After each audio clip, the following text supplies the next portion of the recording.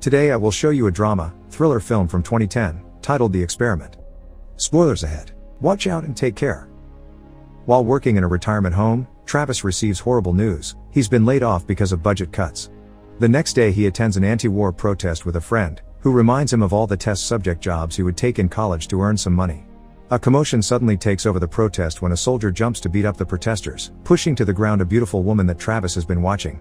Travis jumps in and pulls the soldier back, threatening him with his fist but not actually daring to punch him. The police take the soldier away and Travis checks on Bae, inviting her to have a drink with him after the protest is over. At the bar, they share their activism experience before Bae confesses this is her last protest because she'll be moving to India, and invites Travis to do the same. It's impossible for him to do so without money, but he does ask to see her again before she leaves. Later, Travis checks the classifieds and finds an ad requesting people for a behavioral experiment that will pay $1,000 a day for 2 weeks and decides it can't hurt to try. The next day, he goes to the first meeting where he befriends and chit-chats with 2 other volunteers, Michael and Benji. The person in charge is Dr. Archuleta, who makes them fill out a form before explaining what it's all about. They'll be testing the conditions of life inside a state penitentiary, and the only requirement is that nobody has served any time. The participants will be safe at all times, but they must remember that some of the subjects will be deprived of their civil rights. Afterward, the doctor runs some tests to decide who will be the 26 chosen ones, including a recorded interview with morally charged questions. Travis replies he doesn't have a history of incarceration or violence, and his interest in religion is a simple no. He bases his ethical decisions on what he feels. Michael tells them about his time as a Boy Scout and in the drill team, also various church groups because he's devoted. Another volunteer called Chase says he's lived his life based on 3 things: women, pot, and smiles. After the interview is over, the volunteers are taken to a sealed room where they're shown a video of juxtaposed images including cute things like children and animals and more violent things like clips from the news. Sometime later, Travis goes to see Bae to spend their last time together. As she kisses his soft knuckles, she tells him she knows he wouldn't have hit the angry soldier at the protest. They also talk about India, and how Travis will find her there when the experiment is done. Travis is chosen for the final group, and when the day comes, a bus picks up all the chosen volunteers, which include the new friends Travis made during the meeting. On their way to the prison, they all think about their loved ones and the answers they gave about them during the experiment. Benji remembers a barista from his favorite cafe and answers in the interview that women are everything on God's green earth. Chase thinks of a random fling he wasn't exactly kind to, Michael thinks of his extremely controlling mother, and Travis thinks of the moment Bae gave him her bracelet. When they arrive at the prison, the bus driver doesn't allow them to take their bags, which leaves Benji worried. On day 1, Dr. Archuleta gives them a talk and the last chance to leave.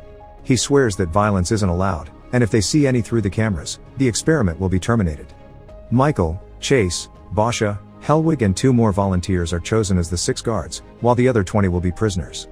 Guards must not allow anything from the outside world to come or go from the cell block, and there are 5 rules that the prisoners must follow at all times. They must eat 3 meals a day and all food must be consumed. There will be 30 minutes of rec daily. They are only allowed in prisoner designated areas. They can only speak when spoken to, and they can't touch the guards under any circumstances. Those that break the rules must be punished commensurately. If any person leaves, nobody gets paid. If a prisoner does break the rules, the guards have 30 minutes to choose disciplinary action. If they fail to do that, a red light will be turned on, the experiment ends and there won't be any payment. After the doctor leaves, the guards prepare the prisoners like a real prison, washing them all with a hose. Basha shows pity for having to put them through this, but Chase is already having fun calling them names and humiliating a volunteer called Oscar. Afterward, prisoners are put in a line while the guards read the rules. From now on, inmates will be addressed only by their numbers. Travis ends up in a cell with Benji, who is a graphic novel artist, and Nix, a man who insists to be referred to by his number. A flashback of the interview shows why some of the volunteers have joined the experiment. Nix and another man simply mention the cash. Michael is doing it for his mother because she broke her hip and he needs to pay rent. Chase wants to impress women with the money, and Travis answers he wants to escape. During rec time, the prisoners are playing basketball and one of them accidentally hits Basha in the face with the ball. The guards take him away to look at his wound, and while Basha insists it's fine because it was an accident, Chase and Helwig insist this is broken Rule 5. Not wanting to risk the light turning on and losing the money, they all agree to punish the prisoners in a way that matches something supposedly accidental. So the man that threw the ball is asked to do 10 push-ups, which he refuses to do because it was an accident. In response, Chase makes everyone do the push-ups, and Nix immediately jumps into it, so the others have no choice but to follow his example. Michael is amazed by such a response and begins to enjoy the taste of power, especially when the 30 minutes pass and the light doesn't turn on, which means they did the right thing. On day 2, the prisoners are served a classic horrible prison lunch. Nix finishes it all before leaving, but the rest refuse to eat the weird bean goo, so Hellwig and Chase remind them that would break a rule. Travis responds by dropping his food on Hellwig's hands, so the guards try to punish them with push-ups again, but the prisoners ignore them and everybody starts throwing all their food and trays at Hellwig. Afterward, the guards discuss what happened. Chase is frustrated because the only reason the prisoners did that is that they know the guards can't beat them up. Michael suddenly remembers the time he was accepted into a fraternity, which had similar rules, and arrives at the conclusion that to break the prisoners' wills they have to humiliate them. As punishment, they decide to enter every cell and empty a bunch of fire extinguishers on the prisoners. Michael also drags Travis out and handcuffs him to the cell door so he'll have to sleep on the floor for being the instigator. Afterward, when Michael goes to the bathroom to wash out, he discovers his body enjoyed having power a little too much. In the middle of the night, Benji asks for help. He's having heat flashes because his blood sugar is low, but the guards just tell him to go back to bed. On day 3, Michael reminds everyone to play by the rules, but he gets angry when he notices Benji hasn't left the bed because he isn't feeling well. The guards check the file he filled out saying he's diabetic, but he regulates it with diet. He had brought some candy bars with him, but they didn't let him keep the bag when they arrived. The guards force him to leave the bed anyway, and Travis tries to defend his friend, causing Michael to get angrier and angrier when nothing he says manages to make Travis obey. The anger gets Michael to take out his police baton, but Travis reminds him that violence would make them lose the money. The guards cut in to stop Michael from doing anything stupid and send all the prisoners back to their cells. Nix and Travis have a little talk about the intentions behind the experiment, and Nix thinks they are throwing animals in a cage to see who becomes a lion and who survives. Travis doesn't agree because he thinks humans are higher on the evolutionary tree and confesses he knows Nix lied on his application and had been to prison before, a conclusion he reached when he noticed his Aryan tattoo. Nix makes him promise not to tell anyone and reminds him he should behave not to get into trouble, because these guys behave just like regular guards. This is why Nix always follows the rules without hesitation. He just wants his cash. Back in the office, the guards are having a chat too. Chase thinks the prisoners will revolt at any moment, and while Basha doesn't agree because it would cost them the money, Michael does think they should do something to scare them into submission. The guards take Travis out of his cell and tie him to a chair to shave his head while a drinking Michael gives him a speech about weakening the leader. Then, Michael asks him if there will be respect from now on, but Travis just insults him. Furious, Michael kicks the chair to make him fall, then proceeds to urinate on him, an action some guards like Basha disagree with but others decide to join. Because the light doesn't turn on, the guards assume their punishment has been approved. However, Basha is upset, and he tells his fellow guards that if something like this happens again, he'll leave the experiment, not caring if it costs everyone the money. After Travis returns to his cell, he watches Michael from afar and remembers the interview again. When asked what he would do if a loved one was severely harmed and the law fails to prosecute, he responded he didn't think in terms of justice, because justice was what starts wars based on an eye for an eye philosophy. On day 4, Travis hides some bread in his pockets during lunch that later he takes to Benji, who is still sick in bed. Benji admits he needs insulin and he lied on his application to be accepted, thinking he could control it with food and tough it out. Travis wants to tell the guards or the scientists, but Benji refuses, saying he needs to do this to stop feeling like a fraud. Later at night, Chase tries to get busy with his hand, but Hellwig can hear him and asks him not to do it in the room. Meanwhile, Basha comes by the cells to check on Benji, who is still unwell. Travis tells him he'll pay him part of his own money if he brings over Benji's insulin, and Basha at first refuses. But eventually, he gives in for free, leaving to search for the bags they arrived with. Back to Chase, he's left the room too to get Oscar out of his cell and take him to an abandoned room that has no cameras in it. There, he tries to force Oscar onto his knees and make him use his mouth, but before they can go far, Michael finds them and demands an explanation. Chase lies and says Oscar had some intel on Travis that he didn't want to share in front of everyone, but the conversation gets interrupted again, this time by Hellwig. He takes all the guards back to the office to show them what he's found on the cameras. It's Basha, going through the bags. They go after him and after finding the insulin in his pocket, Michael gets him to confess who asked for it by promising forgiveness.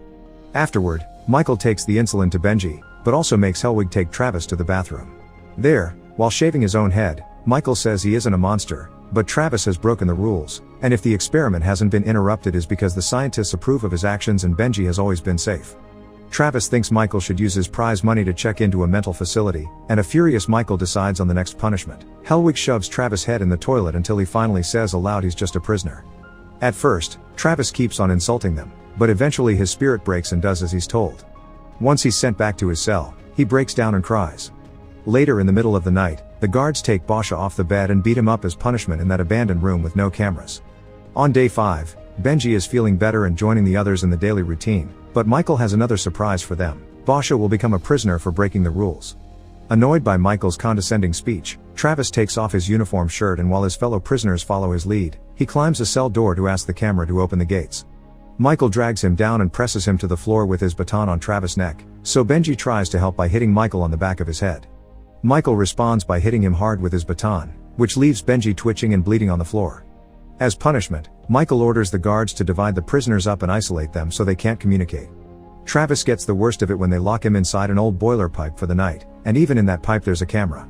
One of the guards isn't very happy with this mess and wants to leave, calling Michael crazy, but once again, Michael reminds me no red light means they're behaving correctly, so nobody is leaving. On day 6, Chase visits Oscar in the abandoned room to hit him and finish what they started the other day. Meanwhile, Travis is starting to lose his mind, but he gets an idea when he remembers he still has his bracelet. He takes it off and uses it to open the pipe door, hearing Oscar's cries for help as soon as he comes out. Travis rushes to save him, hitting Chase from behind and grabbing him while Oscar knocks him unconscious with his own handcuffs. Then they use Chase's keys to free all the prisoners. Nix is finally tired of playing nice, but it's too late for Benji. He's died from his injuries. The prisoners are furious and ready to fight. As they begin attacking the office door to get it open, Michael grabs a knife to defend himself, but the other guards think he's crazy since they are clearly outnumbered. They run away and Michael follows them, trying to convince them to stay behind and fight to recover power, but they can't leave the building because they can't open the gates from inside. The prisoners catch up with them and begin beating the guards up, with Travis calling dibs on Michael. When Michael tries to use the knife, Travis catches it with his hand and, after pushing Nix out of the way, he begins beating up Michael as well. The fight suddenly ends when the red lights finally flash and the gates are opened, allowing everyone to get out. Hours later, the bus comes to pick them up, and everyone returns home with a hefty check in hand and wearing the same clothes they arrived in as if nothing happened. Nix asks Travis if he still thinks humans are higher in the chain of evolution, to which Travis replies yes, because humans are capable of doing something about it. Many days later, the experiment appears on the news. Dr. Archuleta is being tried for manslaughter in Benji's death, and most of the prisoners agree to testify against him. Travis travels to India and meets with Bay, who notices his knuckles are not soft anymore. Make sure to subscribe and turn on notifications so you can watch more videos like this. Thanks for watching.